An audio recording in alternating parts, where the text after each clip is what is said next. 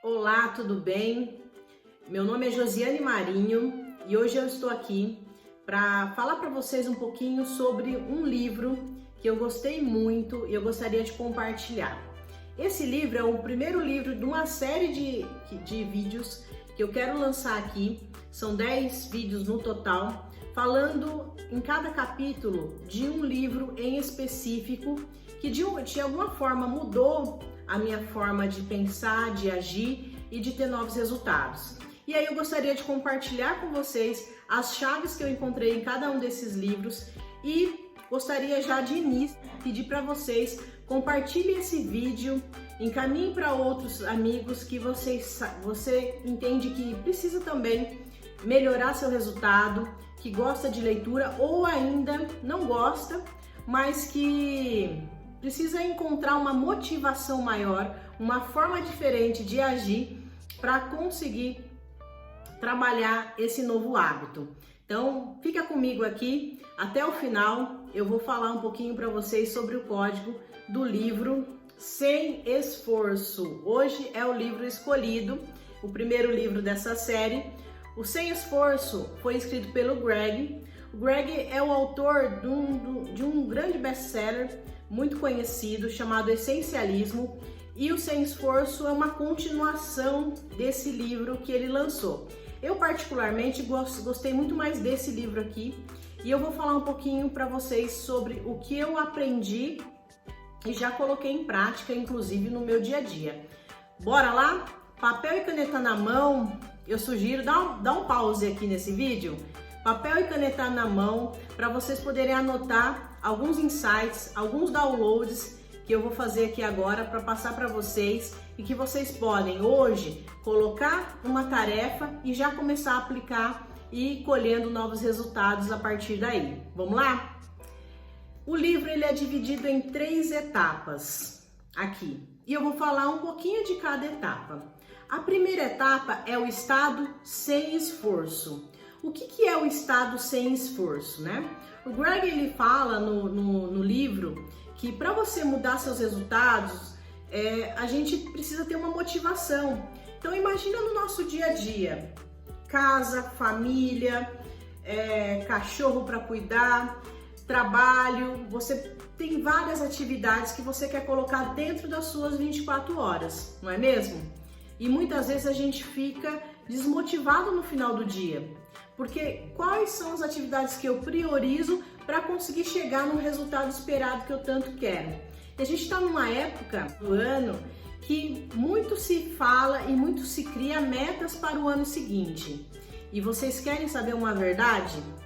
A maioria das pessoas não consegue seguir com as suas metas de fevereiro para frente. Não chega nem no carnaval e já desanima no início. Por quê? Por conta dessa motivação, porque essa motivação ela é finita. A motivação em si, ela tem prazo de validade. E o nosso cérebro, ele foi programado para quê? Para economizar energia, né? Existe toda uma questão da neurociência, que eu não vou entrar agora aqui nesse nível de detalhe, mas que explica o porquê que o nosso cérebro ele quer economizar energia. Mas voltando um pouquinho então sobre a questão da motivação e você mudar um hábito, mudar algo na sua vida, fala pra mim aí, você já tá com uma listinha das suas metas? Se você tiver, você já pode incluir dentro dessa tarefa o que eu vou te ensinar agora. Quando você tem o plano A, o estado A, para o estado B, que é o alvo, que é o estado esperado que você tem, nesse processo, o que o Greg fala? O processo de recompensa ele vai estar lá na ponta, né? O resultado final. E é o momento que você acaba cansando. Poxa vida, vai no primeiro, no segundo, no terceiro dia você deixou, por exemplo, de fazer a dieta, não é mesmo? O que ele ensina? Que a gente deve, nesse período entre o ponto A e o ponto B, criar uma nova atmosfera, criar algo junto para que você consiga evoluir dentro daquele processo. Eu vou exemplificar para ficar mais fácil. Ele conta a história, por exemplo, dentro da sua família, que eles tinham uma dificuldade imensa, ele tinha uma dificuldade imensa de fazer com que os filhos ajudassem nos afazeres domésticos depois do jantar, na última refeição. Até a hora do jantar ia tudo bem. Terminado o jantar, tinha uma dificuldade imensa de quem iria lavar a louça, quem iria ajudar a secar, a guardar, ia deixar a casa organizada. E aí o que ele tentou? Ele falou, olha, vou tentar uma gamificação. Criou um sistema de pontos, né? Cada um que fazia uma atividade ia lá e ganhava um ponto novo, mas ele não conseguiu atingir o resultado que ele queria, né? Não surtiu o efeito. Foi aí que a filha do Greg falou o seguinte, olha, papai, eu acho que a gente tem uma ideia aqui. Ela criou uma playlist, músicas, né, da Disney. E dentro dessa playlist, ela começou a soltar essas músicas animadas no momento que eles finalizavam as suas refeições. E aí gerou uma atmosfera tão gostosa, uma trilha sonora tão boa naquele ambiente dentro da sua casa, que a própria família esperava ansiosamente em realizar essa atividade em conjunto, porque se tornou uma diversão.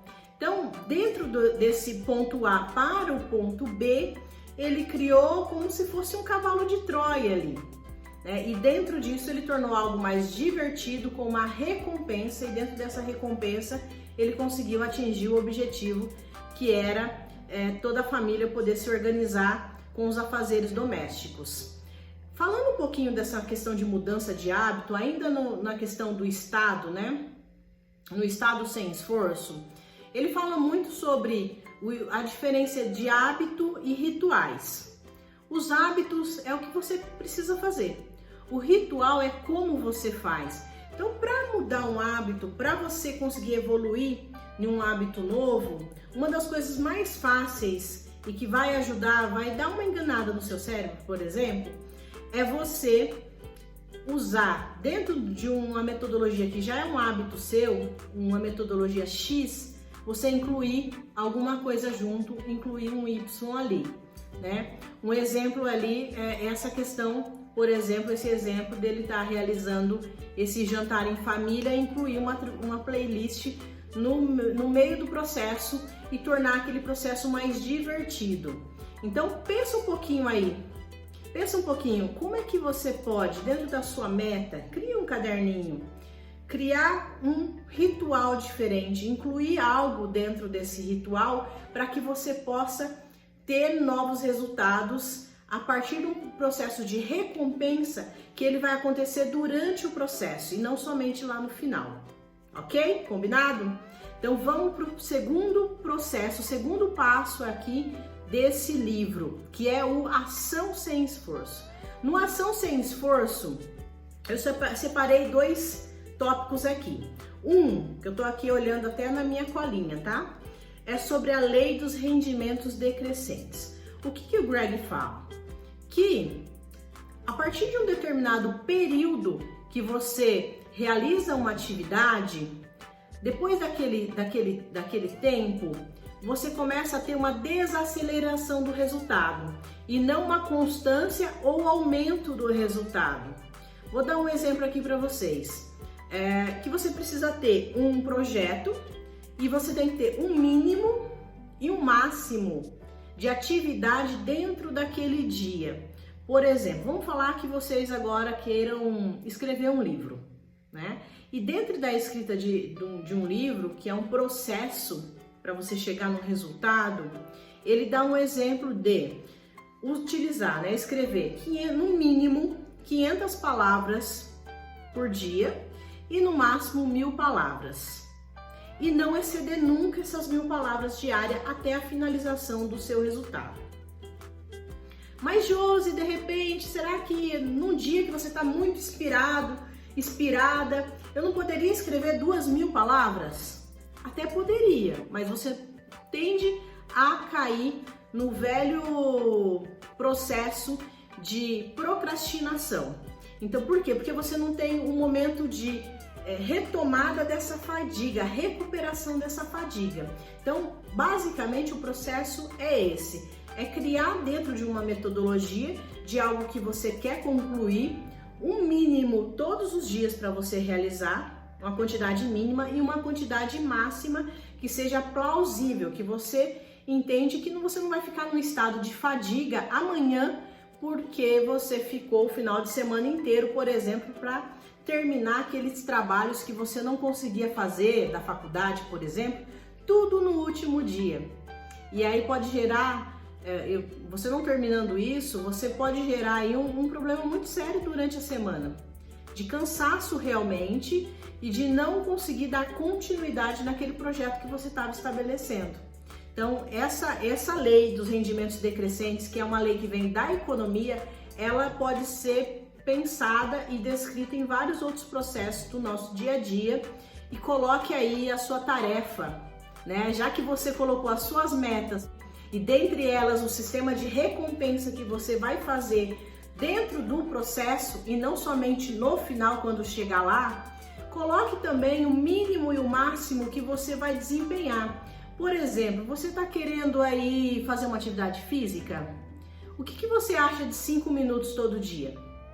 Parece pouco, mas de repente você fica 2 horas na academia numa segunda-feira e depois fica mais de uma semana e não consegue voltar para suas atividades. Então é a constância que vai te trazer o resultado e não um trabalho específico somente em um dia que depois você vai acabar recuperando de uma outra forma nos dias seguintes se você estiver muito fadigado. Falando sobre ação sem esforço, que é a segunda parte desse livro, tem um processo que eu gosto muito, que ele fala do mínimo viável do produto, o MVP, que basicamente é você executar algum projeto, alguma ação que você quer com o mínimo possível. Eu tô aqui hoje gravando esse vídeo para vocês e foi o mínimo que eu consegui para poder colocar esse vídeo em andamento. Poderia ficar aqui mais 1 mês, 6 meses, 1 ano, não sei quanto tempo, para ter o vídeo melhor possível, mais perfeito possível. Mas vocês querem saber? Se eu fizesse isso, que eu não vou fazer, eu estaria procrastinando e o meu lançamento do vídeo sairia tarde demais. Eu teria perdido o meu tempo. Então, o MVP ele vem para fazer você o quê? Fazer você validar um aprendizado. Você quer fazer alguma coisa grande? Começa com um MVP, começa com algo pequeno. Coloca para rodar o mínimo possível. Dentro do livro, ele coloca N exemplos.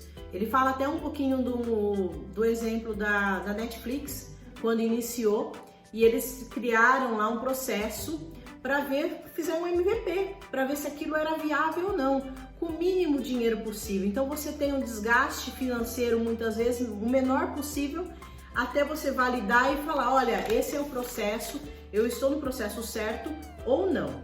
Então, fica a dica aí para vocês também como tarefa. Se você está com um projeto ali engavetado e você não sabe o que fazer, tira ele da gaveta. Talvez seja o primeiro passo que você precisa, o primeiro passo para que o MVP seja validado. E depois disso você vai conseguindo ter o que? Autonomia, você vai se sentindo mais segura daquilo, porque você vai tendo micro resultados. E o resultado, pessoal, o resultado ele cura. Acredite, através do resultado você consegue desbloquear um monte de neura que você pode ter na sua cabeça até lá da infância. Acredita que isso é verdade. Um exemplo aqui para vocês, tá? Uma tarefa até que você pode utilizar dentro desse exemplo para N coisas. Ele conta a história no livro de um professor que estava muito preocupado em como fazer os seus alunos evoluírem para aprender um novo idioma. E aí ele criou, ele trouxe esse ensinamento, ele ensinou os seus alunos como utilizar a regra das 1000 miçangas. É uma estratégia. E o que ele falou para os seus alunos? Ele falou o seguinte, olha, eu tô vendo aqui que vocês estão um pouco bloqueados, não estão conseguindo evoluir muito no idioma, e eu vou propor para vocês uma tarefa, uma atividade aqui então. Imagine que vocês têm um saco de 1000 miçangas, esse saco tá aí com vocês, e vocês precisam, dentro desse saco de 1000 miçangas, carregar eles em vários locais que vocês forem. E aí vocês vão treinar o seu novo idioma. Vocês vão treinar na padaria, seja lá onde for, vocês vão estar fazendo esse treinamento. E qual é a grande sacada dessa tarefa? Toda vez que você estiver treinando um novo idioma e errar, você tira uma miçanga dentro do saco, na sua imaginação. Quer carregar um saco de miçanga também, não tem problema nenhum, né? Cada um carrega aquilo que quer, vai se tornar até bem visual você realizar isso. Tira uma miçanga. Errei na hora de falar, não estou conseguindo falar adequadamente, tirei outra miçanga. Até você ir tirando todas as miçangas ali dentro do saco. E sabe o que ele falou para os seus alunos?